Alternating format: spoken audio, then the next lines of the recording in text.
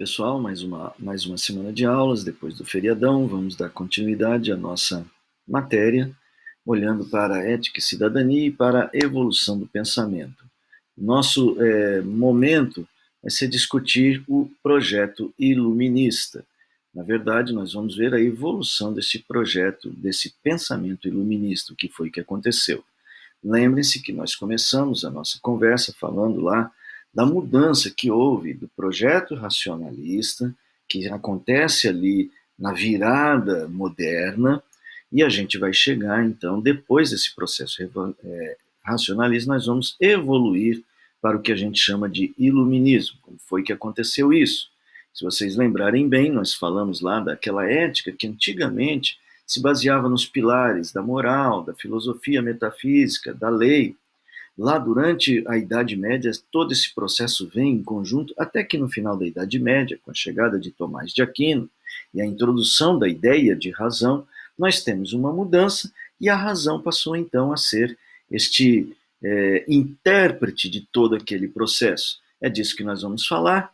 Isso tudo vai abrir espaço para o período moderno, a chegada do período moderno, que na semana passada nós concluímos até Kant. Esse é o nosso autor, o autor que a gente trabalhou a semana passada, para que você se lembre um pouquinho. As ideias de Kant provocaram uma mudança importante no mundo ocidental, em particular nas construções do pensamento moral. O pensamento moral antes estava baseado nos valores religiosos e filosóficos metafísicos, só que agora é a razão que vai articular. Lembra que o Kant trabalha com a ideia de usar a razão para encontrar um princípio moral universal que seja um imperativo categórico que, pelo dever, todos nós devemos praticar. Lembre-se que o Kant ele não nega a metafísica, como tentou fazer o David Hume, mas ele vai dizer o seguinte: olha, talvez esse princípio ético seja mesmo numênico, seja mesmo metafísico, seja mesmo divino, talvez, não importa. O que importa é o que a razão pode pensar sobre isso e elaborar a partir disso. Então veja, ainda neste projeto aqui, nisso que a gente chama ainda de racionalismo, a razão ainda articula, mas ela ainda tem a sua origem ética fora do homem. Ele vai dizer assim: olha, esses princípios morais universais devem nos unir. O nosso trabalho é tentar identificá-los. Não exatamente o nosso trabalho seja criar estes princípios éticos. Só que, no que a gente vai chamar de iluminismo, no que se chamou de iluminismo, há uma mudança, tá? Se a ética, a moral antes, ela tinha uma origem externa e era a razão que tentava compreendê-la, agora é mais do que isso. A origem desta percepção não será mais a coisa transcendente, mas a própria razão humana. Daí dá uma olhada neste gráfico, nós fazemos aqui aquele percurso, nós já explicamos esse percurso até aquela setinha ali. Então você tem lá, inicialmente, aquele processo antigo, né? Você começa lá na filosofia grega, depois a civilização romana, depois o princípio moral cristão. Aí essa é a era aquisitiva, né? O período aquisitivo. Depois há um momento de reflexão, por fim chega a modernidade, onde a razão, representada aí por essa bolinha com cores embaixo, ela vai manipular todo este conhecimento construído até então para dar explicações a respeito do homem e da natureza. Então isso aí a gente chama de racionalismo.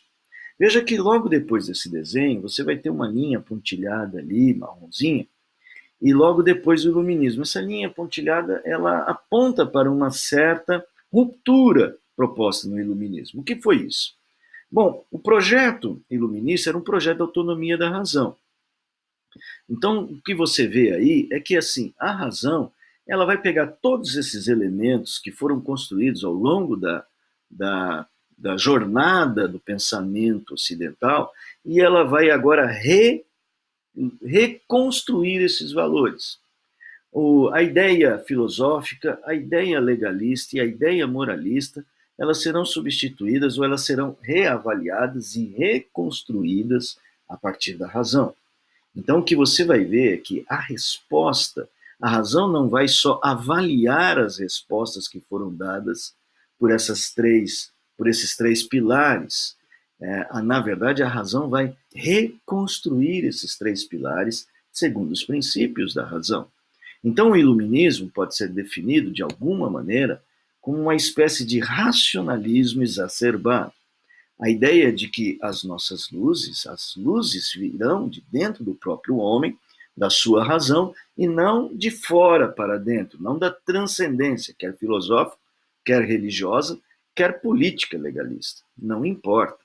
A ideia é, agora o homem tem que encontrar, na sua razão, os caminhos para a construção da sua ideia de moralidade naquilo que pode unificar os homens e trazer, de alguma maneira, uma vida mais agradável. Bom, como é que foi que isso aconteceu? Isso não aconteceu de uma hora para outra. Nós falamos de Kant. Nós falamos no período de Kant já havia uma ideia racionalista, mas ainda não uma ideia iluminista, que está começando a surgir. O que aconteceu? Bom, devemos pensar o seguinte: um pouquinho antes de Kant, a Era dos Descobrimentos. Na Era dos Descobrimentos, há um alargar das fronteiras e o encontro do homem europeu civilizado com outros povos, como, por exemplo, os brasileiros, ou os tupi-guaranis, como, por exemplo, as tribos africanas, como, por exemplo, os mexicanos ou os apaches lá na América do Norte, com os incas, com os maias, os astecas lá no México. Então você vai ter toda uma gama de múltiplas necessidades morais. Como me relacionar, por exemplo, com um indígena lá do sul do Equador, do Brasil? Veja, a ética, o imperativo categórico proposto por Kant, não levava em consideração, digamos, estas variáveis. Então, a ideia de encontrar um imperativo categórico que unisse todos os seres humanos ficava um pouco mais complicado de ser aplicado. Poderíamos dizer que talvez Kant não tenha se debruçado sobre determinadas particularidades da existência humana. Então, a sua metodologia começa a ser questionada e começa a surgir um certo ambiente utilitarista. A ideia de que, bom, quando eu me relaciono com alguém, um francês se relaciona com um italiano, eles são todos europeus, eles são de uma certa maneira da mesma raça, caucasiana, etc. e tal. Talvez o modo de lidar parecesse assim fácil entre eles. Só que quando eles encontram outros povos, como, por exemplo, já citados aqui no sul do Equador, aqui no Brasil, dizem, será que eu tenho que manter o mesmo padrão de relacionamento moral e ético?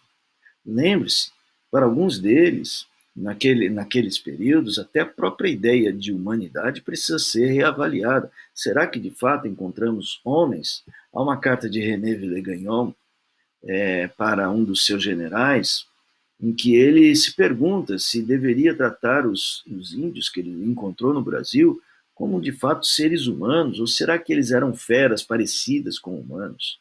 Veja que tudo isso tem uma necessidade de uma reelaboração ética. E quem é que vai fazer esse trabalho? A ideia de utilizar a razão. Daí surgem algumas escolas, entre elas a escola utilitarista.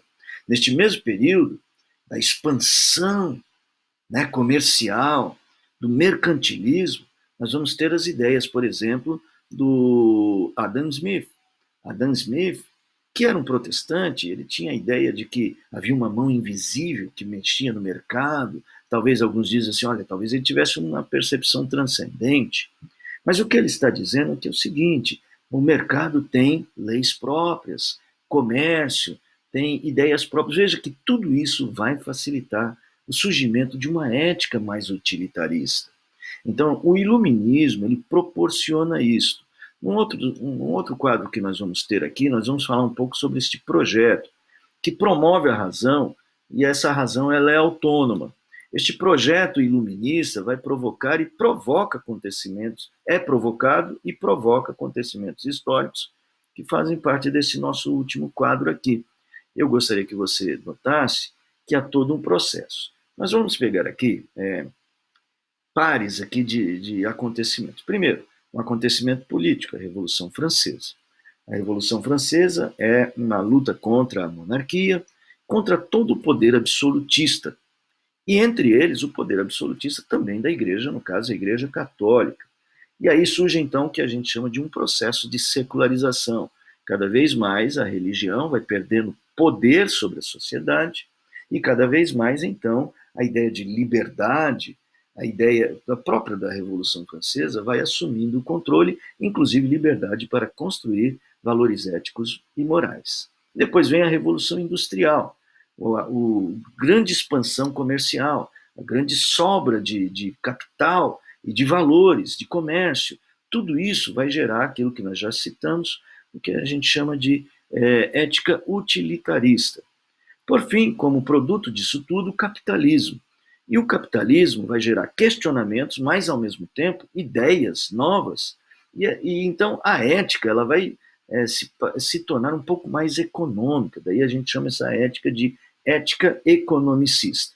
Então nós já estamos aí no final do século XIX, lembrando que o iluminismo começa lá no século XVIII, no final do século XIX ele já está expandido, já está enraizado na mente ocidental, e agora começa um novo processo que a gente chama de processo cientificista, especialmente com o progresso das ciências biológicas, Charles Darwin, a evolução das espécies, que vai dar, digamos, uma pá enterrando o próprio processo de ideia religiosa e consolidando o secularismo. Daí, então, surge a percepção do homem de si mesmo, o homem como o idealizador de sua própria existência. Daí a gente chama, que diz que o início deste subjetivismo humanista, antropocêntrico, vai se tornar cada vez mais forte e presente na sociedade ocidental. Daí então você vai ter uma ética mais ligada ao homem e aos interesses do homem, ao interesse subjetivo, à sua percepção de mundo pessoal. Daí nós vamos entrar no século XX e a partir da semana que vem a gente estuda a ética do século XX, mas vou deixar para vocês uma tarefa interessante. É um autor pouco conhecido no Brasil, mas que vale a pena a gente conhecer o seu pensamento, que é o Guilherme Lipovetsky. Guilherme Lipovetsky escreve alguns livros dele, e um deles é essa Sociedade Pós-Moralista. Ele vai falar sobre ética, ele vai falar sobre consumo, ele vai falar sobre vários temas dessa ideia, e você vai fazer uma crítica, uma análise crítica deste capítulo, A Consagração do Dever, que é o primeiro capítulo deste livro, A Sociedade Pós-Moralista. Vou fazer, então, cópias desse capítulo para passar para vocês, e vocês poderão ressaltar as principais teses desse autor, fazer uma análise crítica dessas teses, o que ele propõe, se fazer uma análise se é possível, se não é possível, o que você acha, e depois, por fim, uma opinião avaliativa do pensamento deste autor sobre este determinado assunto encontrado neste capítulo. Muito obrigado pela sua atenção, continuemos os nossos estudos, até logo.